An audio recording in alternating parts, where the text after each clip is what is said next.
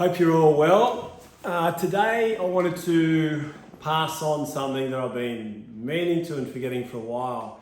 And this comes up quite a bit when I'm talking with my clients, either the clients with chronic back pain and they can't seem to get on top of why they're inflamed the whole time.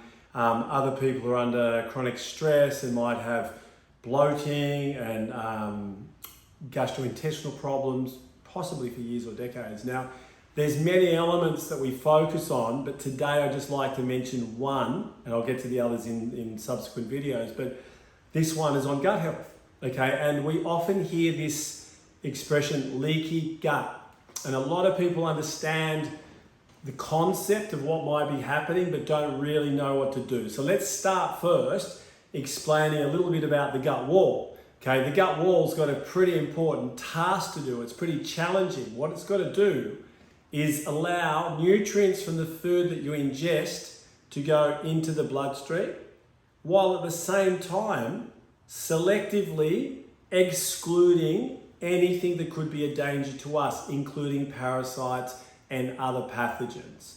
Now you can imagine that's pretty tricky. The integrity of the tissue, of the intestinal wall is such that you can imagine it's like a mesh, I guess, and there's obviously, it's not just a physical barrier, but there are chemical reactions involved in enzymes and really important intestinal flora, okay, that help this. But basically, you know, the good stuff's got to get through to the bloodstream, okay, where it'll be taken to tissues, and what shouldn't go in needs to be blocked.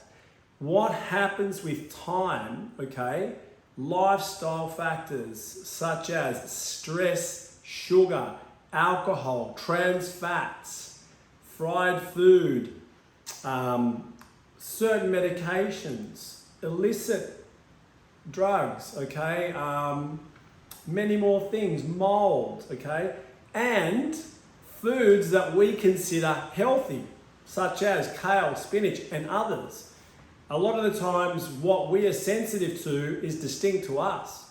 So we've got to understand it's not just the stuff that we know to be bad, but it's also other things as well have the ability to come in and inflame our intestinal wall. Now with time, when we're having, I guess, this intestinal wall that needs to be selected and block things out, when that's allowing more than what should go through, get to the bloodstream, there's an immune response by the body because it recognizes that particles or proteins that are larger than the ones that they're used to or genetically programmed to recognize are there, and it mounts an immune response, seeing it as a foreign body.